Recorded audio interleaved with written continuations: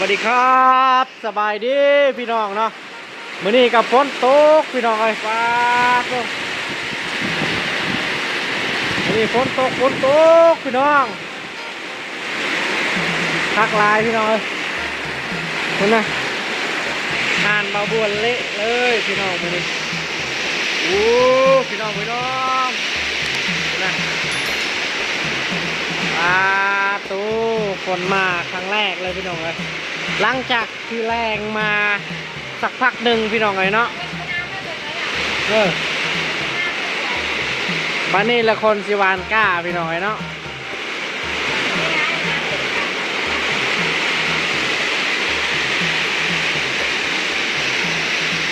เห็นไหมพี่น้อง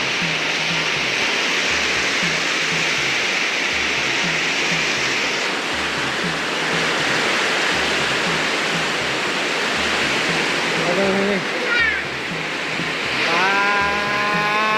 ดพี่น้องเลย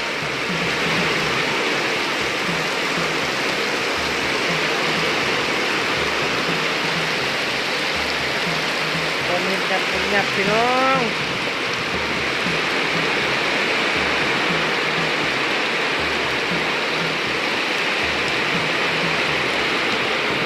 หลังจากที่บริตกมากับประมาณลายมือนะพี่น้องเป็นเดือนพอได้ตกนี่แห้งเลยพี่น้องเนาะ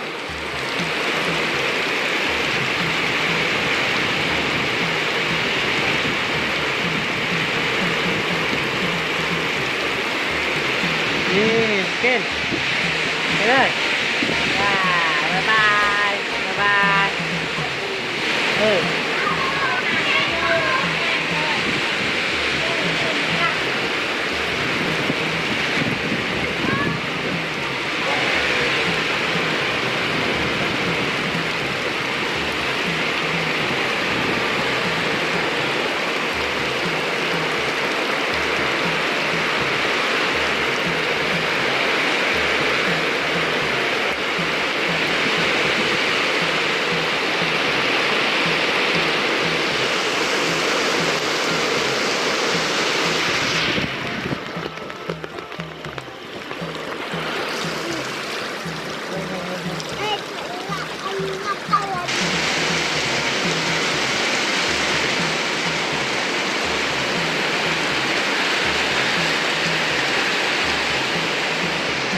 ฝนตกกลางวันแสกๆเลยพี่น้อง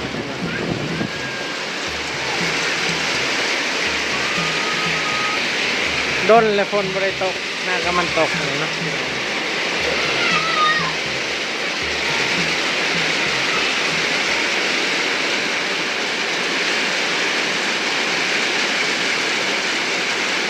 ดีปลาลุง สบายดีปลาลุงขี้ล้วนไป ปลาลุงขี้ล้วนแดดจะบุก นี่นะมันเลือกเราตัวนี้ กินแตดเดินด้วย เดี๋ยวตั้ง ถ่ายผิด เดี๋ยวลองได้พี่ตอมนะ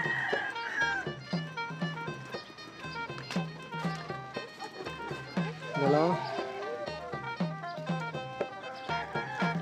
บรรยากาศฝนตกพี่น้องเอ้ยลูกชายก็อยากลงที่ตมพี่น้องเอ้ยเนาะ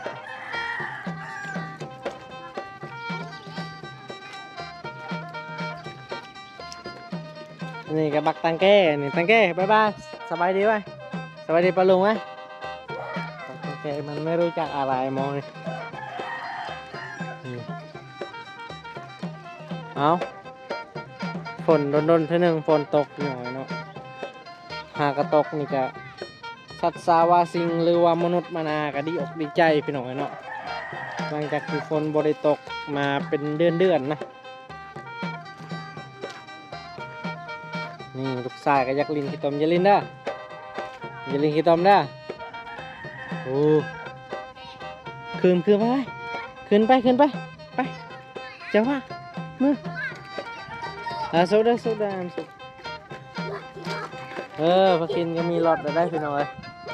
ซื้อให้ลูกชายนี่เอาหน้าใหญ่เกยซุกได้มันเป็นได้มาให้ถ่ายคลิปนะให้ถ่ายคลิปเนี่ยเกยซุก ได้สุกทะเลให้ทานเฮ้ยลูกชายป้าสายลินขี้ตมแล้วพี่น้องนี่แสงทะเลแสงทะเลหอยเนื้อทะเลหอยเลย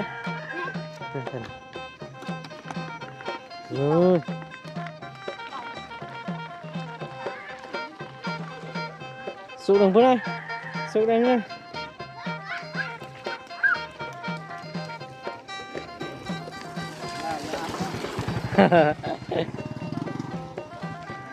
มาให้ทายปลากินปลานี่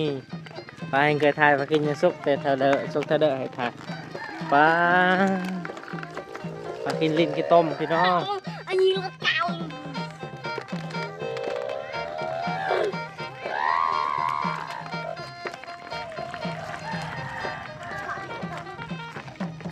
ใส่ลิ้นกินต้ม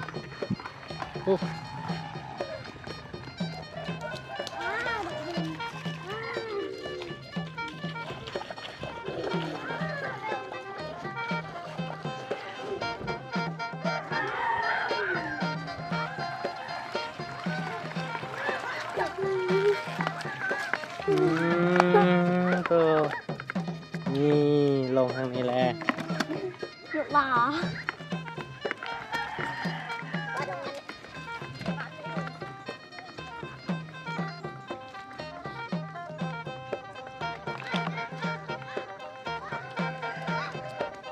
ฝนห้ากระตกน้องเอ้ยเนาะหลังจากที่ฝนบริตกมาเป็นเดือนนะแห้งแล้งพี่น้องปีนี้แห้งแล้งขนาดฝนบริตกมาเป็นเดือนเลย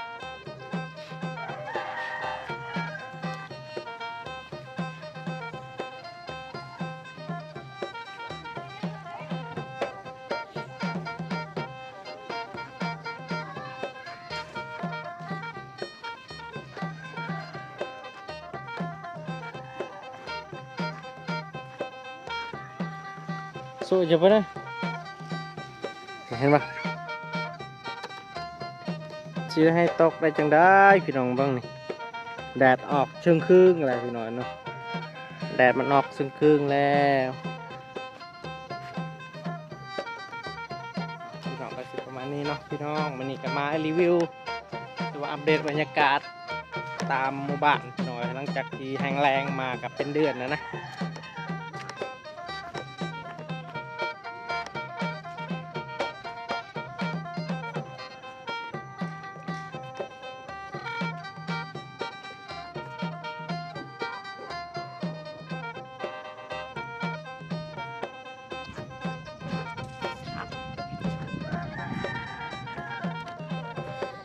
โอเคพี่น้องสำหรับคลิปนี้บ่าวบัวกลับมาอัปเดตบรรยากาศตอนฝนตกพี่น้องเนาะก็สิประมาณนี้พี่น้อง